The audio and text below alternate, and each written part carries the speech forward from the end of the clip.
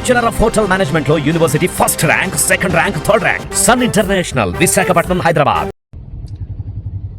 భారతదేశంలో మొట్టమొదటిసారిగా తెలంగాణ ప్రభుత్వం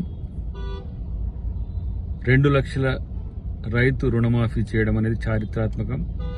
అది ముఖ్యమంత్రి రేవంత్ రెడ్డి గారితో పాటు కేబినెట్ అన్ని రకాలుగా ఆలోచించి తీసుకున్న నిర్ణయం. మిగతా అంశాల్లో డిపార్ట్మెంట్స్ కూడా అన్నిటినీ కూడా ఖర్చులు తగ్గించుకొని ఈరోజు రైతు ప్రధాన లక్ష్యంగా ఈరోజు రైతు రుణమాఫీ చేయడం అనేది హర్షణీయం. రైతు అందరూ కూడా ఈ విషయంలో ప్రభుత్వం యొక్క చిత్తశుద్ధిని గమనించాలని విజ్ఞప్తి.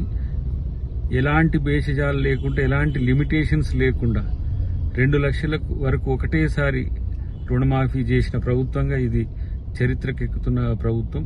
కాబట్టి భవిష్యత్తులో కూడా రైతుల యొక్క బాధల్ని, రైతుల యొక్క కష్టాలను ఈ ప్రభుత్వం, రైతు బిడ్డలుగా రేవంత్ రెడ్డి గారు కానీ అందరూ కానీ ఈరోజు మీకు ఎలాంటి కష్టం రాకుండా చేసే ప్రయత్నం ఈ ప్రభుత్వం తీసుకుంటుంది.